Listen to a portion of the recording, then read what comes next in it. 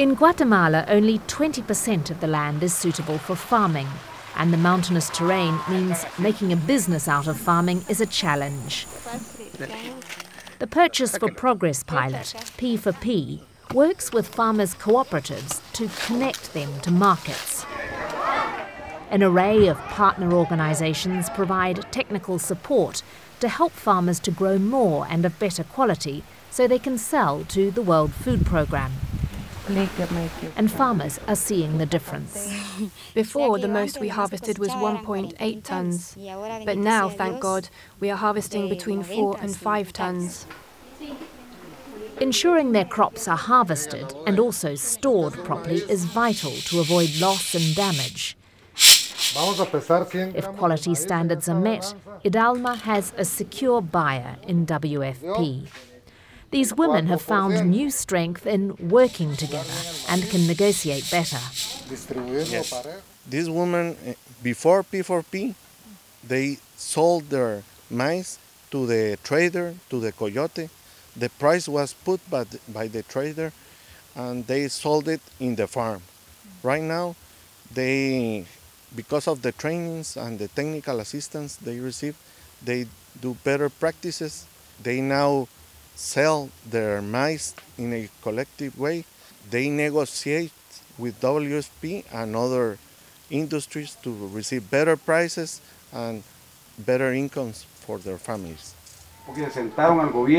Building the overall capacity of farmers' cooperatives is a key element in P4P, and women are vital to that.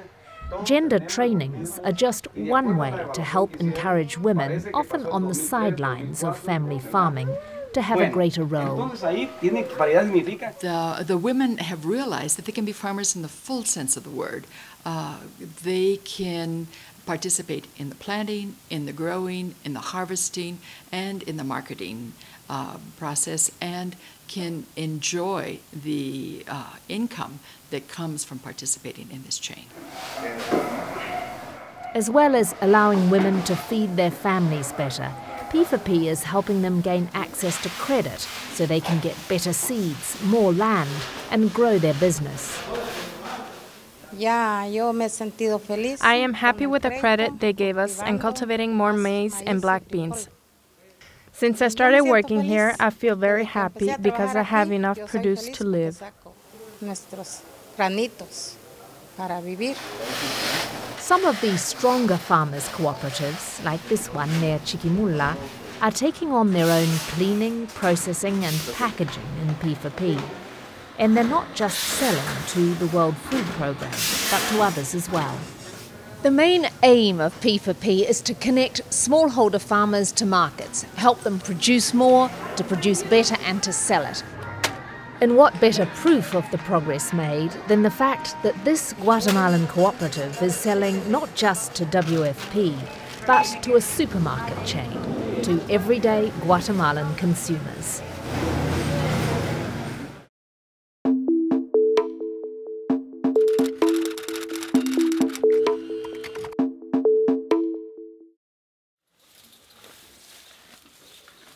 Malik Ahmed is a dairy farmer based in an Afghan village not far from the Pakistan border.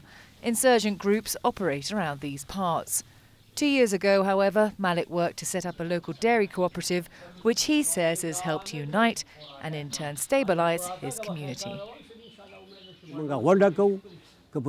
We have meetings once a week. If there's a problem where we can't come together, we try to meet once every 2 weeks. We discuss any issues and find solutions. Through these meetings, the hearts come together, and when the hearts come together, there's no place for a bad person, and the security comes by itself. The Chamezra cooperative is one of 14 in the eastern province of Nangarhar. They fall under the umbrella of the Khartiz Dairy Union, based in Jalalabad city. The union and cooperatives were created with assistance from the UN's International Fund for Agricultural Development, otherwise known as IFAD. IFAD has funded a new milk processing plant, which is expected to process twice the amount of milk of the plant in Kabul.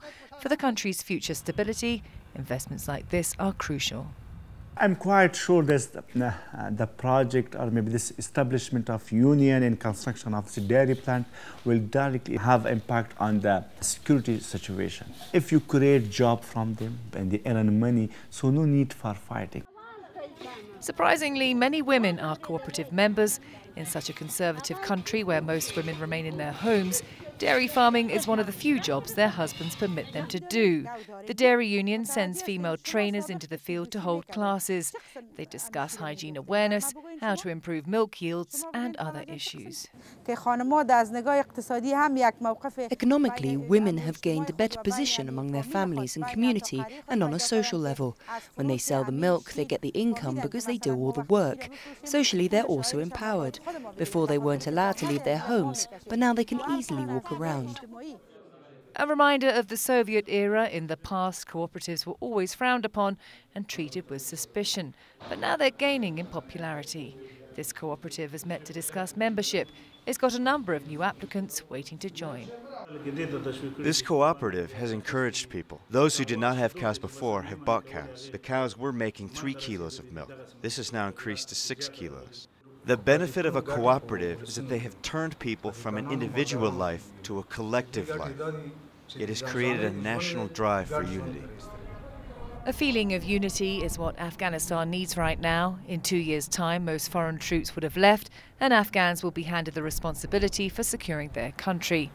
Between now and then, the IFAD-supported programme would have attracted thousands more in members, making their own contribution to their country's stability. For Hungry Planet, I'm Mel Preen.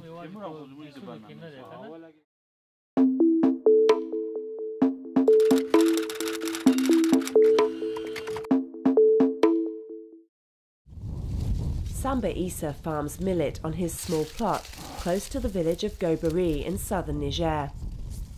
The last few years have been a struggle to survive, with drought in 2004 leading to widespread crop failure in 2005. That's when a group of local farmers decided to form their own agricultural cooperative.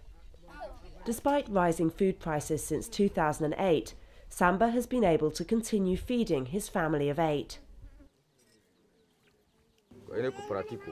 Because of the crisis, we really needed to organize ourselves, so we created the cooperative. It was out of necessity. And since then, through the cooperative, we've been able to gain access to improved seeds. We've also been given demonstrations on better farming techniques and how to use fertilizers. Before, when we didn't have fertilizers, we had nothing, which is why people fled this area. So the coop's been absolutely essential in helping to ensure we have enough food to eat. Through their cooperative, these farmers have been able to apply to the ERBIC programme. The programme, financed by the European Union and operated by the United Nations Food and Agriculture Organization, or FAO, and the government of Niger, has introduced local agricultural input shops, maintained and operated by cooperative members. Before, farmers would have had to travel a long way for such inputs as seeds and fertilizers. Now they have them on their doorstep at much more reasonable prices. The people here are poor, the soil is infertile and the production weak. But the cooperative has been able to help us to increase production from 50 sacks to 150 sacks, primarily through the introduction of fertilizers. The cooperatives have also helped their members gain access to credit through another FAO initiative. With the microloans they receive through the inventory credit scheme, many farmers engage in small businesses to supplement their income. Alio has begun the production of peanut oil, which she then sells at market. My life has completely changed since the project started. I wouldn't say I have a lot of money, but I have enough money to buy food and clothes for my daughters and to prepare them for marriage. I also have money to buy books to send my daughters to school. Approximately half of Niger's population are subsistence farmers. Each small farmers association is a member of a national umbrella organisation. When you work alone, you can't do as good a job. But there's power in numbers. So, at the grassroots, the farmers have their cooperative. And we bring the voices of the small producers to the capital, Niamey, so that from 1,500 kilometers distance, these people who would not otherwise get information or have any impact on policy are empowered.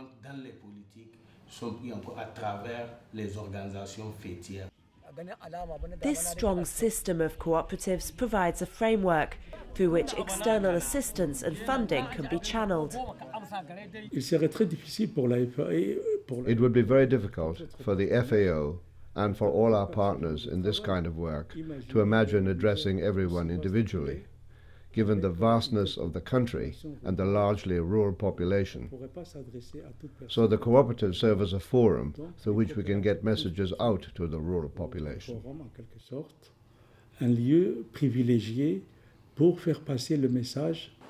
Of course, the cooperatives do have their shortcomings, such as inadequate technical personnel, a lack of transparency in management, and insufficient financing.